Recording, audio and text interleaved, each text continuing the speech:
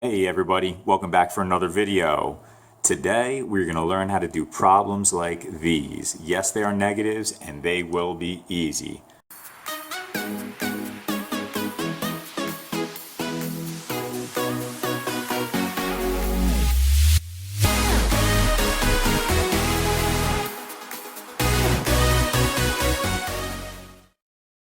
Alright, so first things first, we are going to start with a review of all the things we've done on exponents so far.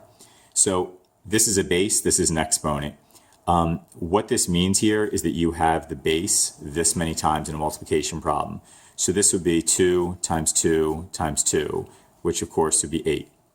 When you have a fraction, what you're going to do is you're going to subtract the exponents to simplify if they have the same base. So you're going to do top exponent minus bottom. Now if there's no exponent here, it's a 1. So this is going to be x to the third power minus 1, 3 minus 1, which is x to the second power. Anytime you have something raised to the 0 power, it's going to equal 1. It doesn't matter how much stuff is raised to the 0, whether it's a numerator or denominator, it's always going to be 1. If you have something like this, first thing you do, simplify what's in the parentheses. So let's look at these numerical coefficients here. I have 12 over 6. Well, 12 divided by 6 we know is equal to 2. Now I have an x squared here, no other x's, so I'm just going to write it. Here I have a y on top and y on bottom. Well, the exponent here is 1, and here it's 1 as well. 1 minus 1 is 0, so we have y to the 0, which means that would equal 1, so it goes away. So in the parentheses, this is what's left. Outside of the parentheses, we had an exponent of 3. Now the way you deal with this is you're going to take this, just like distributive property, you're going to multiply it by all the exponents in the parentheses. So if there's no exponent there, assume it's a 1. 1 times 3 is 3, so we have 2 to the third. Here we have a 2. 2 times 3 is 6, x to the sixth. 2 to the third, we know that's 8 from up here, and x to the sixth is x to the sixth. If you know all this, you should be set on the old stuff. Let's get to the new stuff. Okay, so negative exponents. When you have a negative exponent, it means reciprocal. And in particular, what that means is if you have something with a negative exponent, it's going to switch sides of the fraction, meaning like top side versus bottom side. It's going to switch positions in the fraction like that. So let's do a quick review of reciprocals and what we mean with this. Okay, so if I had just the variable x and I said, what's the reciprocal of that? The reciprocal, that's where you flip it. So we would say this is 1 over x. And the reason why is because if you wanted to make this a fraction, you would put it as x over 1, the reciprocal of that, 1 over x.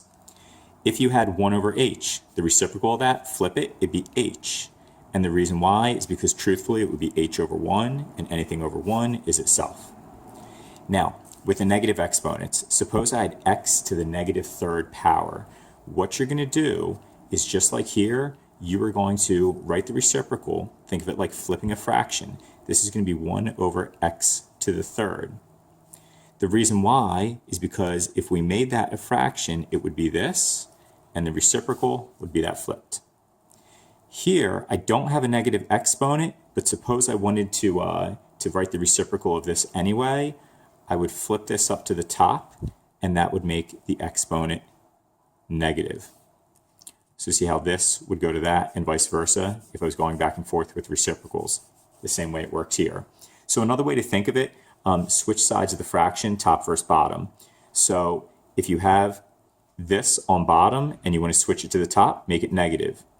If you have something like this on top of a fraction, and you want to switch it to the bottom, make it positive. So basically, if you switch the variable with the exponent, if you switch it from top to bottom, just change the signs of the exponent. That's it. So let's take a look and see what this looks like with some problems. Okay, so here we go. When we look at this one, so first of all, we don't have any letters that are in common on the top and bottom of this fraction. So we're just going to move some stuff around. First thing I'm going to look at is this end of the negative fifth. Since it has a negative exponent, I'm going to write my fraction bar. See how it's on top with a negative exponent? I'm going to put it on bottom. Now the reason why I'm doing this is because a fraction is not considered simplified if it has negative exponents. To simplify something, you have to get rid of negative exponents. Now let's take a look at this p to the fourth power. Is the exponent negative? No, it's not. So it's going to stay right where it is. It doesn't move because it's not negative. Why did this one move? Because the exponent was negative. Now it's positive. Here I have r to the negative second power, and that's a denominator. That's on bottom of this fraction. There's the fraction bar.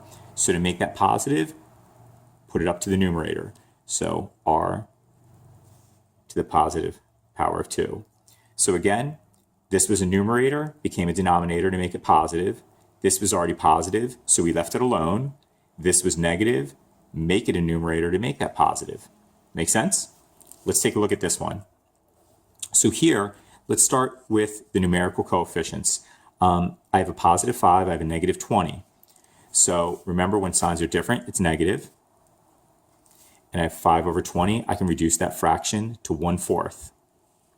I'm going to make my fraction bar really long there to account or give room for all these variables. So here, see how I have an r in the numerator and denominator? So what I'm going to do is I'm going to write it in the numerator, and then I'm going to write it down with a subtraction problem.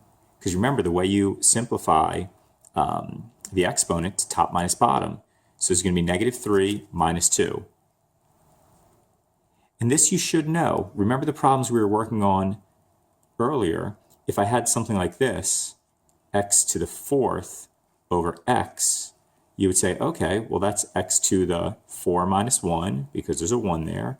This would be x to the third power. We know this. It's what we did last week. We're applying the same thing here, even to negatives. So now, for the t's, t to the fourth, t to the seventh. So 4 minus 7. Now right here, I don't have a u on top, I only have a u on bottom, and the exponent is negative, so I'm just going to flip that up and make that positive. So I'm going to make this positive u to the fifth in a numerator. So now let's simplify this. So I still have my negative 1 over 4. Now negative 3 minus 2, that's going to be negative 5. So I have r to the negative fifth. Here, t to the fourth minus 7. 4 minus 7 is negative 3, so I have t to the negative 3 power. And here I have u to the fifth power. No changes there, nothing to subtract. I'm almost done. So I still have negative 1/4. Now, see how this exponent was negative? I need to move that. It's a numerator, make it a denominator, now it's positive. See how this had a negative exponent? I need to move that. Make it a denominator, and now all of a sudden that negative 3 is a positive 3. This was already positive, so just leave it alone. And there's your final answer. All right, so let's try one more. If you want to pause the video, see if you can do this one on your own. There's no new skills involved here, but here we go. So let's start with the numbers. I have 2 over 10. I can reduce that to 1/5. I'm going to make a long fraction bar to account for all the variables here. A to the second over a to the negative third.